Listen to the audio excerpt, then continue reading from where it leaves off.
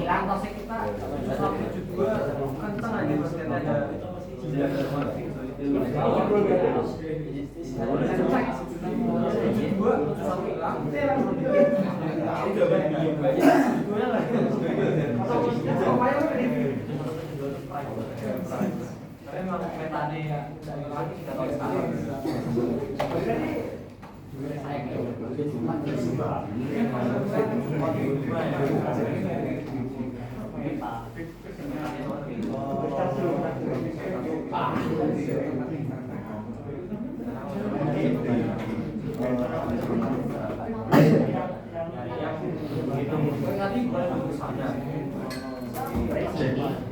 Oke, selamat pagi semuanya. Baru ya terus nggak telat ya? Biasanya. Oke, hari ini kita akan ini ya agak lebih intensif tentang mapping method. Jadi bisa ambil kertas di sini dan kelompok seperti biasa. Bisa dibagiin.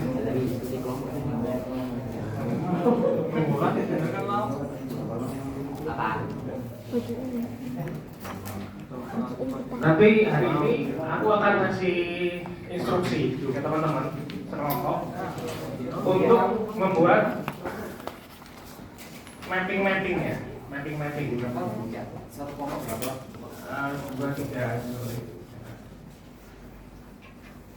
Untuk bikin mapping. Jadi mapping ini apa? Mapping ini adalah kaitannya sama proyek kalian. Itu data-datanya dimasukkan ke dalam pemetaan, gitu ya.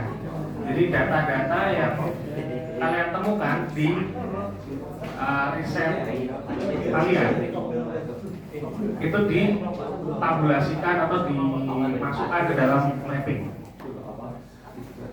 Nah, mappingnya ini aku akan minta ada 5 ya, 5 mapping atau mapping. Nanti akan kita kupas. Ya, tapi karena kalian sebelum turun ke lapangan ya, udah ada yang turun ke lapangan? Belum kan? Karena belum, jadi asumsi aja nanti ya. Ya kalian tulis nanti asumsi. Paling enggak nanti teman-teman bisa ngerti mapping ini itu nanti isinya apa aja. Mapping ini nanti isinya apa aja. Mapping ini isinya nanti apa aja. Tapi memang harus di tulis berdasarkan data nantinya ya.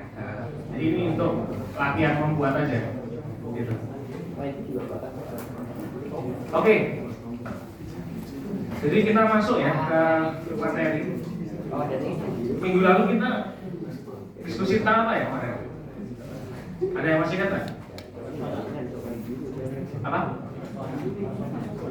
Oh, persona ya. Oke. Karena kemarin kita udah ngobrol tentang persona, kita masuk ke map yang selanjutnya. Nah, jadi masih ingat tahapan user riset itu apa aja? Masih ingat? Aku udah share tentang tahapan riset loh. Yang pertama apa tuh? Masih ingat? Belum ya? Yang pertama itu adalah discovery. Discovery itu apa?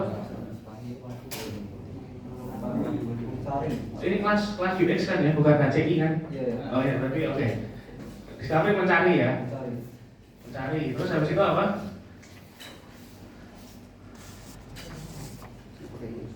Ada yang ingat? D lagi depannya. Define. Define maksudnya apa? Menemukan. Ya, mendefinisikan atau menentukan ya. Terus habis itu apa?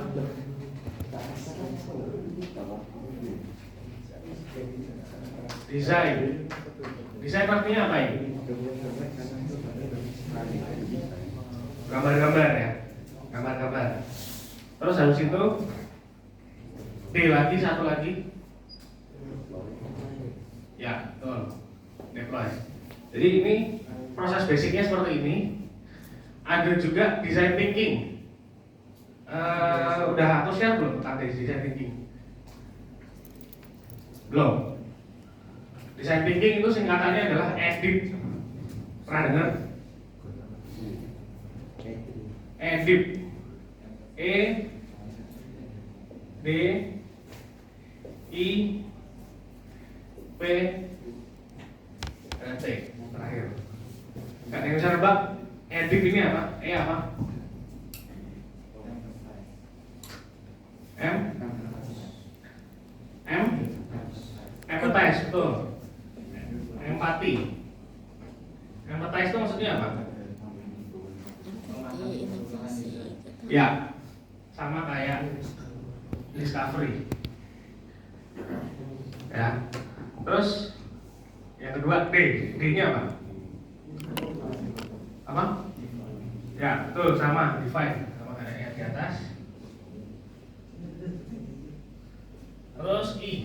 I-nya apa? Apa? Betul. Ideate. Ideate sama kayak sebetulnya tidak sama persis dengan desain, tapi kira-kira ini masih satu bagian. Yes, betul. P apa? Prototype. Prototype juga bagian dari desainnya. Prototype. Jadi desain ini dipecah jadi idea sama prototype. Kenapa kok dipecah? Karena prototype itu bisa dengan kelompok sendiri. Maksudnya kalau di profesional nanti konsultannya, UI designernya. Tapi kalau idea itu bisa juga sama stakeholdernya, bisa sama pejabat-pejabat pemilik, ya usernya lah, gitu. Usernya diajak beride juga bisa. Terus yang terakhir apa? Dua lainnya tidak. T apa? Testing, betul. Testing. Ya mirip sama deploy, cuman kalau deploy itu kan rilis dah selesai, gitu kan. Kalau testing berarti dites lagi. Gitu. Dan ini nanti kalau edit dia akan kembali lagi. Ini design thinking.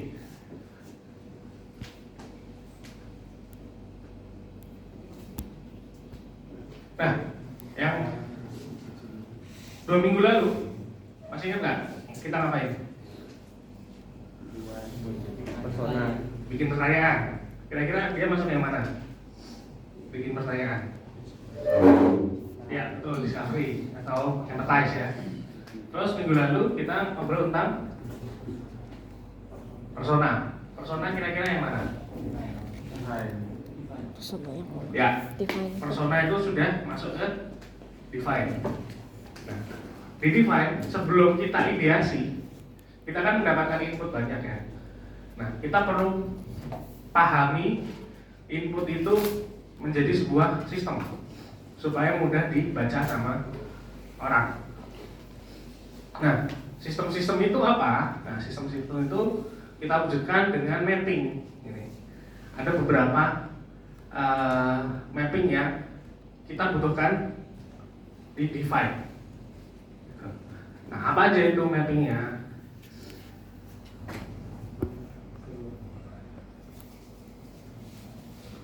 Ada yang udah belajar tentang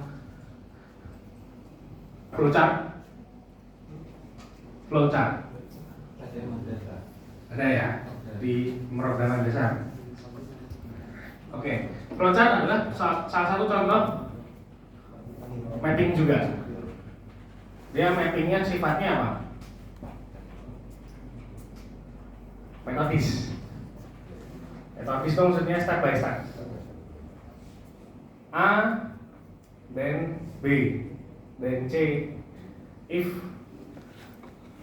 something, then apa? Ada cabang gitu kan. Yes or no. Terus apa akan balik lagi nggak? Iterasi gitu kan. Itu adalah salah satu contoh mapping yang dasar di pemrograman sangat kepake. Nah, apalagi selain itu ada mapping yang lain. Nah ini apa namanya? Ini mapping flowchart ya kalau yang ini ya. Kalian bisa pakai flowchart ketika kalian membutuhkan gambaran umum untuk mendeskripsikan sebuah proses. Ada sebuah proses, misalnya proses pesan makanan. Nah itu secara umum flowchartnya kalian bisa gambar. Gitu kan. Cuman apakah flowchart cukup? Di banyak sisi flowchart nggak cukup. Gitu. Kenapa kok flowchart nggak cukup? Karena yang ikut proses di dalam situ nggak cuma satu orang biasanya. Itu nomor satu. Nomor dua, flowchart nggak tahu di dalam setiap proses itu terjadi apa. Ya kan? Yang kita tahu flowchart itu ya kegiatan A, misalnya bangun tidur. Terus habis itu kegiatan B, cuci muka. Kegiatan C, terus minum. Kegiatan D, terus makan. Kegiatan E, mandi, gitu kan? Nah, cuman gitu doang. Kita tahu ini cuman proses A, B, C, D, E, F, G. Cuman kita nggak tahu di dalam cuci muka itu apa yang terjadi. Ketika mandi itu apa yang terjadi. Ketika makan itu apa yang terjadi. Gitu. Kita nggak tahu terjadi proses apa di situ. Ya. Kita juga nggak tahu ketika mau berangkat, dia ketemu sama siapa aja, gitu. Dia request apa aja sama orang lain, gitu. Kita nggak tahu di flowchart. Nah, maka dari itu ada yang namanya mapping yang lain. Nah ini masih flowchart ya, flowchart. Ini masih flowchart. Kalau teman-teman mau menggambarkan suatu fenomena umum pakai flowchart masih nggak apa-apa. Cuma kalau lebih detail lagi, nah itu kurang. Oke. Selain nanti kita akan solusi dari permasalahan flowchart nanti akan kita kasih itu ya. Terus ada satu lagi yang tidak metodis, tidak step by step, tapi juga dibutuhkan di define. Gitu. Nah, itu adalah mapping yang namanya sebenarnya nanti namanya adalah information architecture atau sitemap. Nanti aku akan lebih jelaskan. Cuman sitemap itu seperti ini kira-kira gambarnya. Nah, sitemap itu fungsinya adalah di dalam website kalian, di dalam aplikasi kalian, itu isinya ada apa aja sih? Gitu. Fiturnya itu ada apa aja sih? Kemudian selain ada apa aja, fiturnya diletakkan di mana saja. Itu. Ini cukup krusial ya. Kenapa kok kita butuh sitemap? Ini contoh sitemapnya ini ya. Ini homepage. Terus homepage bisa lari ke terms and condition. Nah di dalam homepage itu ada banyak menu lagi nih, banyak fitur. Ada blog, about, work, dan contact. Nanti di dalam situ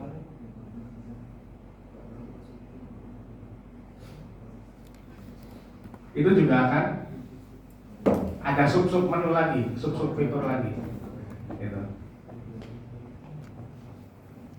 Buat apa dibutuhkan sitemap? Sitemap dibutuhkan ketika kalian mau menentukan aku butuh fitur apa ditaruh di mana ya. Gitu. Jangan sampai fitur A ada di menu A, di menu 1 dan di menu 3 gitu. Nah itu akan memusingkan orang. Itu namanya inkonsisten, gitu. Duplikasi, redundansi. Nah, redundan yang tidak perlu. Redundan itu perlu, tapi ada redundan yang tidak perlu. Gitu. Nah itu ini namanya sitemap. Nanti akan aku tunjukkan contoh yang lain. Nah ini juga salah satu sitemap, ada sitemap yang hierarki, bisa turun ke bawah kayak struktur organisasi gitu. Ada juga yang flat, jadi egaliter, semuanya sederajat gitu. Tidak ada kasta di antara mereka gitu. Nah, ini tergantung dari teman-teman mau punya ide yang seperti apa di aplikasinya.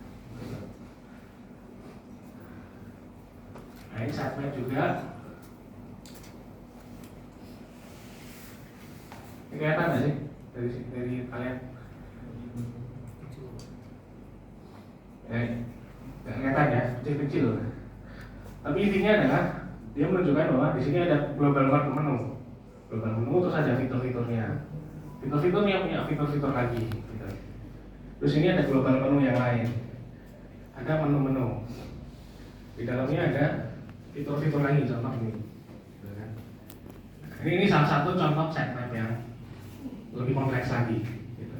Nah, teman-teman bisa membuat merancang sitemap yang seperti ini nanti ya. Ketika fitur sudah diketahui semua. Gitu. Oh, kan pasti kalian ketemu user, ngobrol, kendalanya apa, terus kalian akan mencari solusi kan. Nah mencari solusi itu kan ngide macam-macam. Sitemap itu sebenarnya sudah antara define sama ideate ya. Jadi kalau yang tadi flowchart itu masih di define, sitemap itu ideate. Merancang belum dari sisi tampilannya, tapi dari sisi prosesnya. Oke, ini sitemap. Ini sitemap yang lebih kompleks lagi. Jadi sitemapnya ada flowchartnya. Jadi dia bisa if else. Misalnya yang ini admin, yang ini manager, yang ini staff, gitu kan. Pasti tampilannya beda. Nah, nanti bisa dicabang kayak gitu. Ini banyak banget terjadi pakai ya. Mungkin udah pernah dengar ERP, teman-teman? ERP udah ada mata kuliahnya belum ya? Ada ya, nggak apa belajar sendiri aja. ERP itu biasanya anak SI sebenarnya. Tapi anak CS biasanya yang bikinin apa namanya softwarenya. ERP itu enterprise relation nya lupa aku. Pokoknya itulah. Intinya adalah ERP itu software yang biasanya dipakai untuk di kantor atau di industri, di pabrik atau di mana gitu. Untuk kerja lah gitu. Nah itu butuh banget yang namanya role. Nanti ada admin, ada super admin, ada staff, ada manager, ada CEO, ada macam-macam. Yang jelas bukan CEO yang menyamar.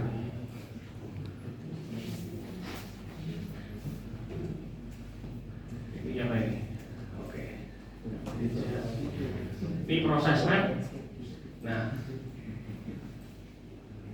kita balik lagi ke flowchart. Di dalam proses map ini, nah ini dia yang mau aku tunjukkan. Tadi kita punya problem di flowchart. Flowchart itu cuma tahu satu sisi aja, nggak tahu dia yang dilakukan dia dengan pihak lain itu seperti apa? Apakah ada keterkaitannya? Kalau ada seperti apa kita nggak tahu. Gitu. Nah,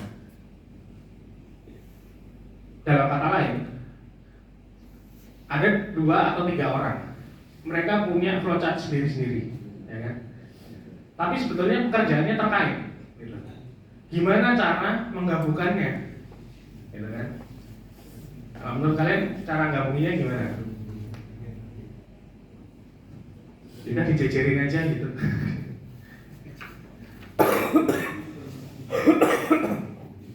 Dijejerin aja. Ya tahu, oh ini si A, ini si B, ini si C, ini si D gitu kan. Ya. Nah, ada teknik yang namanya task flow, aka swim lane. Jadi kalian pernah lihat pertandingan itu renang kayak bebas olimpiade gitu kan? Itu kolamnya kan gede itu, dibagi jadi berapa orang, ya kan? Ada beberapa orang kan?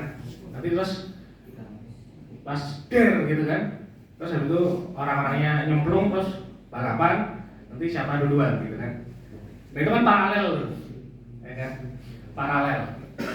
Ada 8 orang dibalapin, ya 8 orang itu jalan bareng, ya kan? Nah, swim lane itu seperti itu. Seakan-akan seperti swim lane. Nah, maksudnya gimana? Nah, jadi ini ada satu pihak atau satu role, itu namanya internal system account setup. Gitu kan? Oh sorry, ini bukan role, ini adalah satu proses. Internal system account setup. Yang kanan adalah tes internal system. Jadi ada 2 proses yang terjadi di sini dan nyambung. Gitu. Nah, ini juga selain kita bisa menggabungkan 2-3 pihak, kita bisa menggabungkan 2-3 proses. Nah, setelah kita namakan dengan 2 proses ini, kita bisa lihat nih, ini user apa? Dia tulisannya external system. Dia user apa? Ini tulisan internal user, berarti pengguna kantor misalnya. Terus ada internal system, berarti mungkin sistem servernya, gitu kan. Ada support user, ada public user, ada public system. Ini ada role yang macam-macam, beda-beda. Nah, gimana cara bikinnya?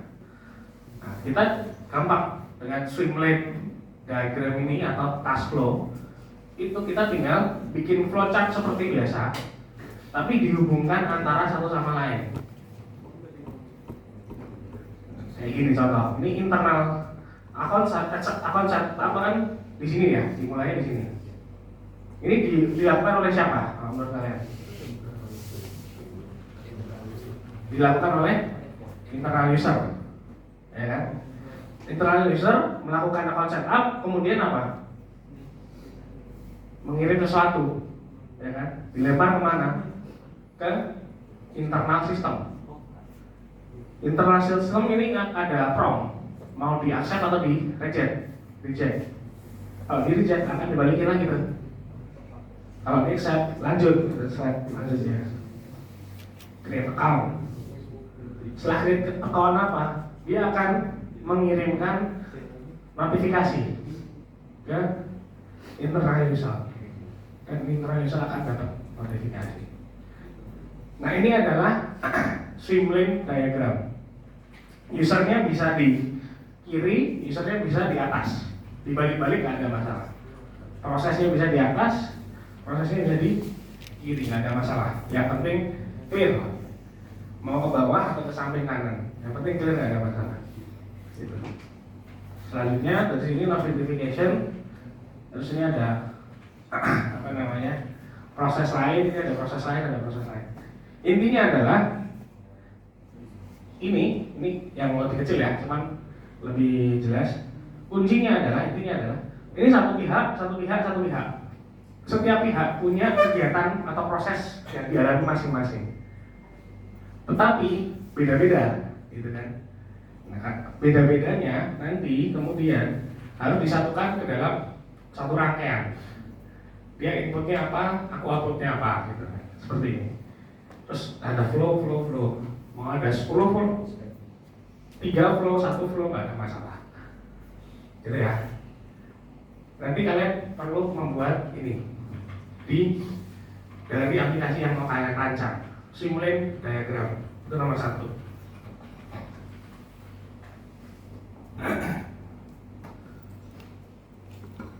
Terus habis itu oke. Nah, sebenarnya aku mau share tentang empathy map, cuman agak nanti aja.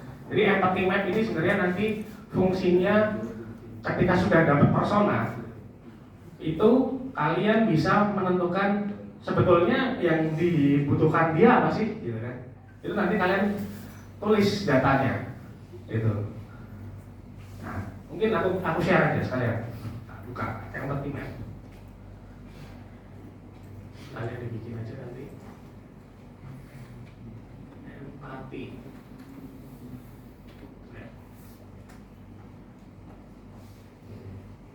Nah ini Binus University. Bikin Binus sendiri. Nah ini dia. Ini empati map. Kelihatan nggak tulisannya? Perlu di zoom.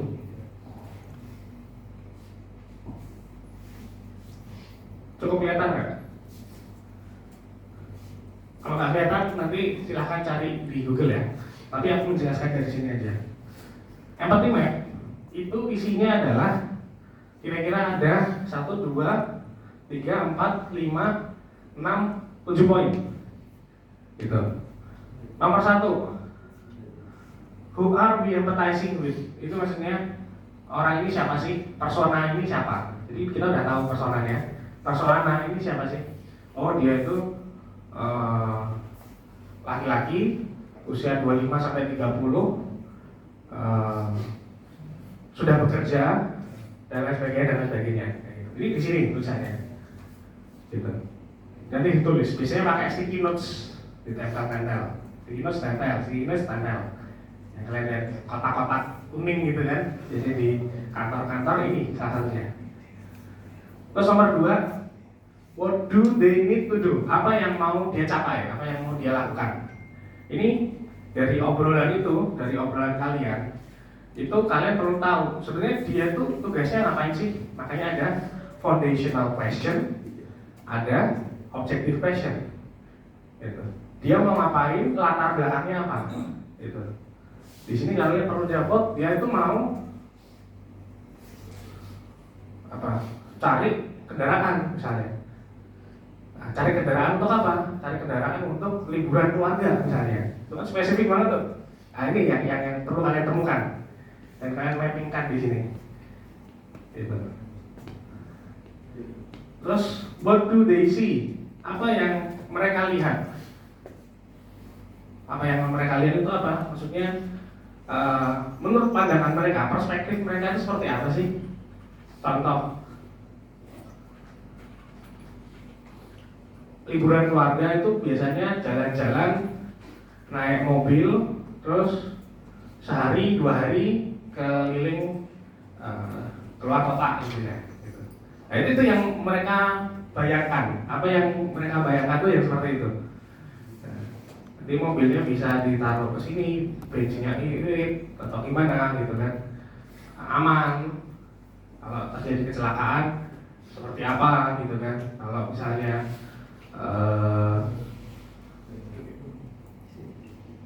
dicolong mobilnya, habis itu asuransinya gimana kan, kita harus kan dia sewa kan dan lain sebagainya.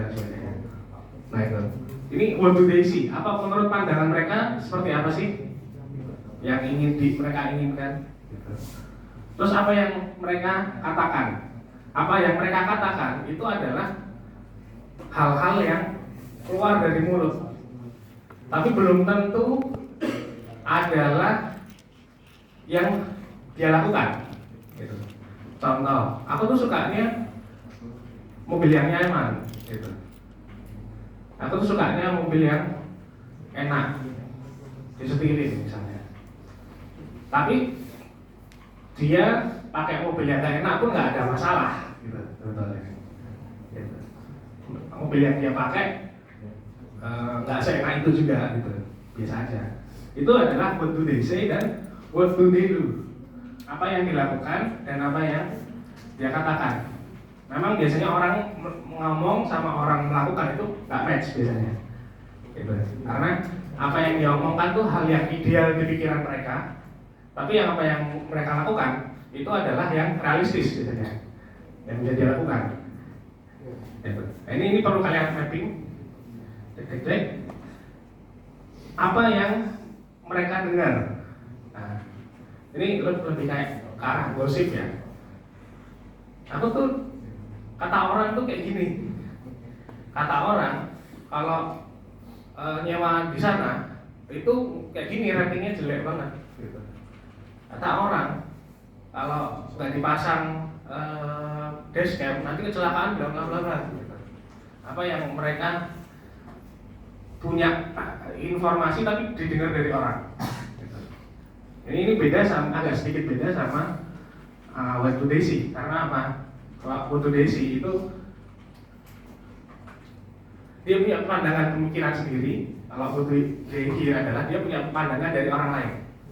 Gitu. Nomor 6. Terus ini nomor 7, pain and gain. Pain itu apa? Ya.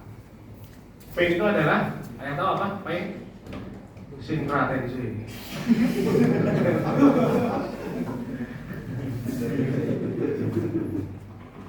The world of pain, ya kan? Kalau pain apa? Kesulitan, ya. Kesulitan dia apa aja sih, gitu kan? Dia pasti akan ngomong, gitu kan? Gain apa? Apa? Yang dia raih, apa? Sebetulnya lebih tepatnya gain itu kan capaian ya, tapi gain itu lebih ke dia tuh senang kalau apa yang terjadi sih, gitu. Dia akan senang ketika apa sih, gitu. Soalnya, mobil sewaannya murah, tapi nyaman, gitu kan? Atau mobil sewaannya itu ada asuransinya termasuk sama sewanya, gitu. Nah ini kan itu ada sesuatu ada gain yang aku jadi tenang, gitu. Sesuatu yang membuat dia nyaman atau moodnya lebih baik, gitu. Ini namanya empathy map, gitu. Nanti ini kalian bikin juga. Terus ini pertanyaannya adalah kenapa kok kita perlu membuat ini? Kita perlu membuat ini karena secara kita bisa membuat fitur, menentukan fitur berdasarkan data. Jadi ini semuanya adalah data yang sudah terpetakan. Gitu. Data ini sudah dipetakan, kita bisa, kalau kasusnya seperti ini, berarti kita bikin aja fitur asuransi, gitu misalnya. Karena dengan asuransi, yang tentunya opsional ya, dia mau pakai atau nggak pakai itu bebas. Dengan asuransi dia akan merasa lebih safe misalnya. Nah itu kita perlu dapat data dari sini, gitu, dari mapping kalian, gitu. Ini adalah empathy map. Terus masih ada lagi, tenang, ini dari 2 ya, side map, 3 berarti. Side map, sebenarnya side map di belakangnya. Yang pertama swim lane diagram, yang kedua adalah empathy map, yang ketiga adalah side map. Terus mana lagi nih? Oke, terus selanjutnya ada yang namanya ini service blueprint. Nah ini sebetulnya kelihatan nggak? Oke. Kelihatan nggak? Kelihatan cuman agak kurang kebaca ya. Oke. Jadi service blueprint itu mirip sama flowchart.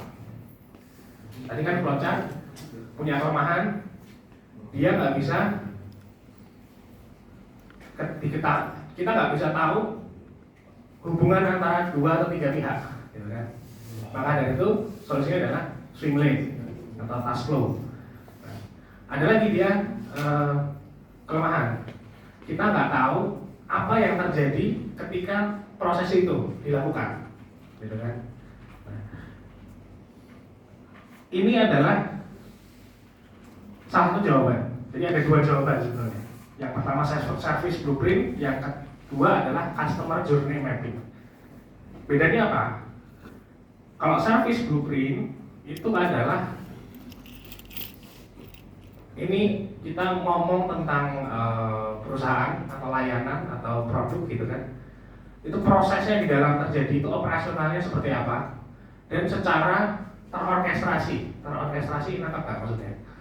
Jadi kan yuk kerja, clear gitu kan. Itu kan timnya ada banyak. Seperti kalian pernah nonton drama mungkin di SMA atau pertunjukan drama lah, gitu kan. Itu yang kerja kan bukan cuma yang ada di atas panggung kan. Atau mungkin konser musik ya kan. Itu kan yang kerja ada di FOH, ya kan. Lighting juga kerja, ya kan. Terus bagian artis gitu kan juga di belakang panggung, di backstage juga kerja.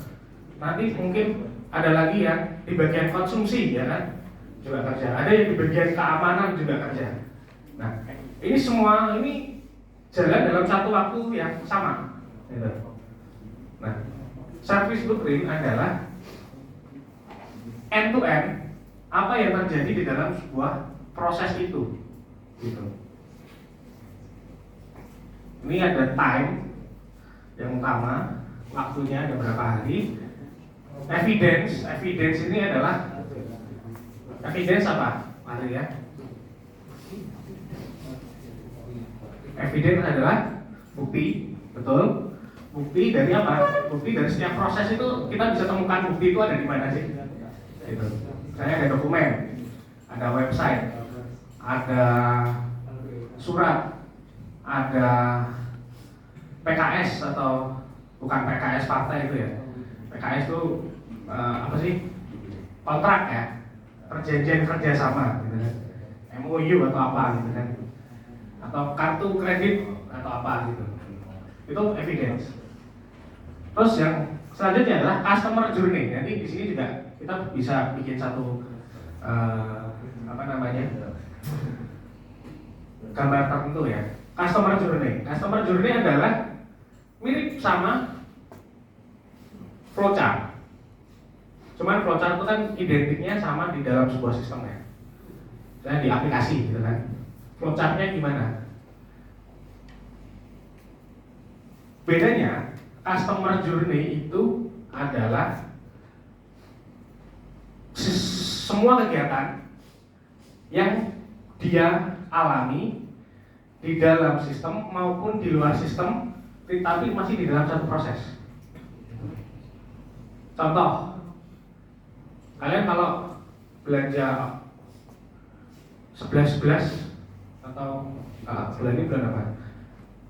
0303 gitu kan? Itu apa aja yang dilakukan? Apakah cuman scrolling Shopee atau Tokopedia? Enggak hanya itu kan? Ya scrolling pasti. Terus habis itu milih barang, masukin keranjang, bayar, ya kan? Ketika bayar, itu masih di dalam aplikasi Shopee atau Tokped kan? Masih. Membayarnya masih di dalam itu nggak? Membayarnya? Tergantung kalau pakai QRIS harus keluar. Kalau pakai QRIS harus keluar. Kalau nggak pakai QRIS, debit masih di dalam aplikasi itu. Gimana cara transfernya? Kalau pakai diarahin ke web, di dalam aplikasi. Harus buka mobile banking kan? Atau pun kalau misalnya diarahin ke link pembayaran, nanti juga perlu ke mobile banking kan? Nah, keluar aplikasi ke aplikasi yang lain. Nah, ini kan di dalam aplikasi kalian apa tadi? Flowchart mandek tapi sebenarnya masih ada kegiatan yang dilakukan orang itu di luar aplikasi. Ke mobile banking contoh.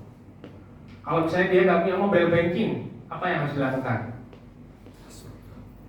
Transfer bank lewat ATM. Apakah ATM itu masuk di dalam aplikasi kalian? Nggak di dalam aplikasi kalian. Flowchart mentok, ya kan? Flowchart itu biasanya tentang coding ya. Flowchart mentok. Nah, ternyata setelah pesen dia harus naik motor, ya kan? Terus habis itu ke cari ATM terdekat. Iya kalau ada ATM-nya. Oke ada ATM. Iya kalau ATM-nya fungsi, ya kan? Nah, ternyata lagi offline gitu kan, harus ke lain. Nah, ini kan harus, ini juga suatu journey gitu kan. Jadi sesuatu yang dikerjakan tapi di luar aplikasi. Itu customer journey itu membahas tentang itu. Jadi ini seperti itu. Habis itu ada front stage. Front stage itu adalah kalau ini misalnya ini customer journey ini adalah ini di bank misalnya ini adalah nasabah yang garis putus-putus ke atas ini adalah nasabah. Garis putus-putus ke bawah ini adalah apa yang dilihat sama customer, nasabah. Di sini ada yang terjadi, ada employee biasanya mbak-mbak teller, ya kan? Teknologi biasanya aplikasinya di laptop atau komputer atau di HP gitu kan. Nah ini didokumentasikan di sini. Kegiatannya apa aja sih di saat yang bersamaan? Interaksinya apa aja di situ? Itu yang terlihat alias front stage. Kalau kalian nonton konser, yang kelihatan siapa? Artisnya kan? Pemainnya atau artisnya kan? Krunya kelihatan nggak? Nggak kelihatan. Krunya yang nggak kelihatan itu kita sebut sebagai backstage. Nah, ini backstage di sini. Di sini ada backstage. Backstage itu kru yang di belakang maksudnya. Kalau konser itu ya berarti yang orang sound, terus ada yang apa namanya runner gitu kan, ada yang pegang jadwal, ada yang macam-macam, ada yang konsumsi dan lain sebagainya. Itu backstage yang nggak kelihatan sama penonton. Kalau di nasabah bank, di bank berarti mungkin backstage ini adalah orang yang masih di gedung itu tapi di dalam, jadi orang nggak langsung melihat gitu. Itu adalah backstage. Di bawah itu ada garis putus-putus lagi. Ini adalah support proses. Support proses maksudnya apa? Support proses maksudnya adalah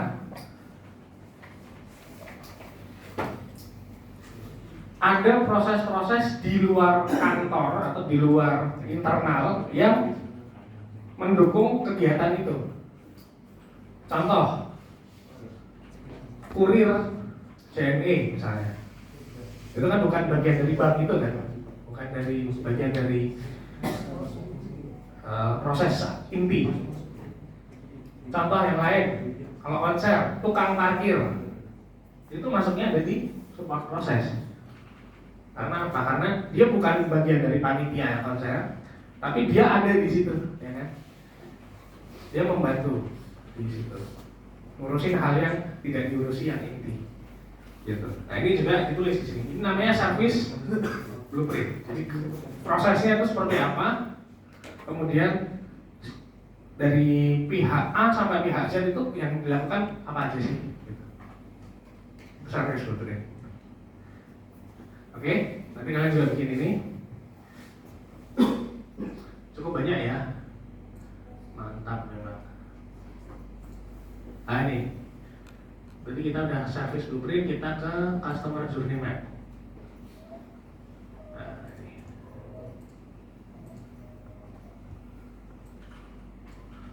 Nah, tadi service blueprint ada namanya customer journey, ya kan?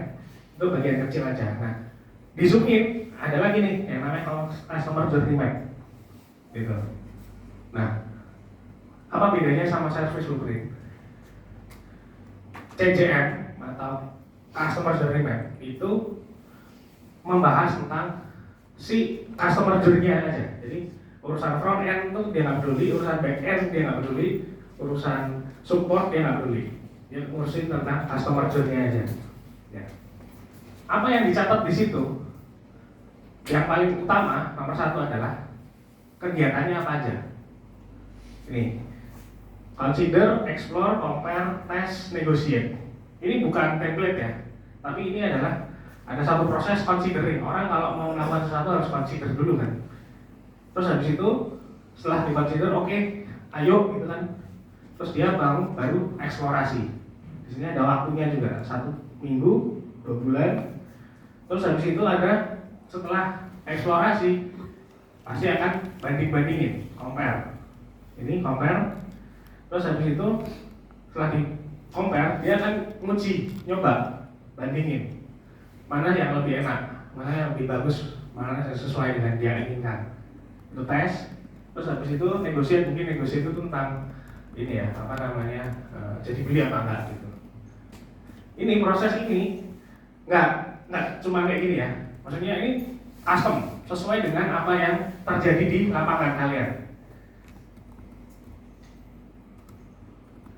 Misalnya mau pesen makan, ya kan? Pesen makan pasti pikir dulu, oh aku lapar, ya kan? Terus mungkin proses selanjutnya adalah ngecek makanan di dapur, ada makanan apa enggak, gitu kan? Oh nggak ada makanan, kalau ada berarti selesai langsung makan gitu kan? Kalau nggak ada berarti kemudian mau buka HP atau mau langsung keluar, gitu kan? Nah, itu proses-proses. Terus nanti milih-milih, habis itu eksekusi, lakukan. Nah ini itu adalah customer journey. Gitu. Jadi apa yang dilakukan sama customer ketika dia proses mencapai apa yang dia butuhkan. Nah yang dicatat di sini itu adalah yang pertama, ini ada evidence juga ya, atau touch point. Ini gambarnya apa?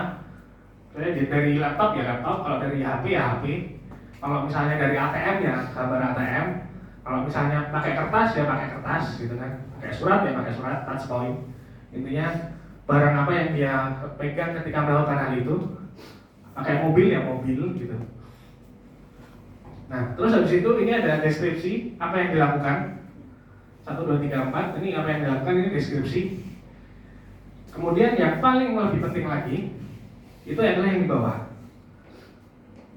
Moodnya gimana? Jadi kita di UX kita ngurusin mood orang sebenarnya. Setiap proses, setiap step itu mood dia gimana sih? Bagus atau jelek? Tingkatnya seberapa? Tinggi, biasa aja, rendah, gitu kan? Yang mana? Gitu. Biasanya di sini dikasih simbol, oh emoji senyum, berarti it's fine. Terus di sini emoji tiba-tiba nangis gitu kan? Loh, kenapa ini kok nangis? Terus di sini biasa aja, di sini senang lagi, di sini nangis. Loh, kenapa kok nangis? Karena udah cocok tapi harganya mahal gitu. Nggak kebeli kan jadi beli. Nah itu. Nah inilah yang negatif-negatif tadi, yang nangis, yang sedih itu yang kalian cari tahu. Kenapa kok dia bisa nggak suka, moodnya kok jelek? Gitu. Gimana caranya naikin mood ini jadi senang? Customer journey fungsinya untuk itu. Oke? Saya ada nggak ya? Customer journey map.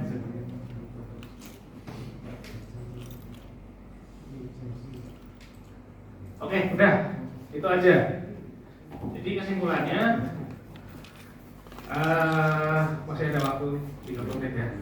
Oke, kebanyakan, tapi memang banyak sih. Jadi nomor 1 adalah apa tadi? Simulate.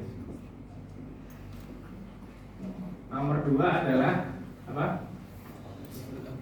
Empathy map dulu.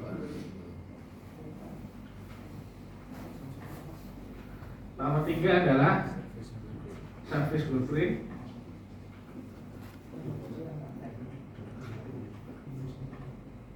Nomor 4 adalah customer journey mapping. Nomor 5 adalah site map.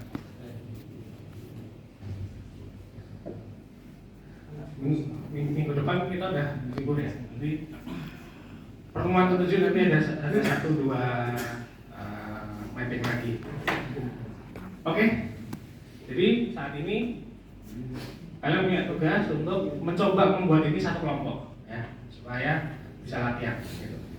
Kalau kertasnya nggak cukup, bisa minta Kristo punya banyak kertas tadi.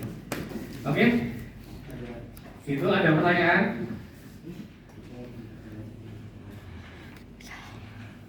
Nggak ada? Cukup jelas? Cukup jelas? Oke, silahkan melakukan apa yang harus dilakukan.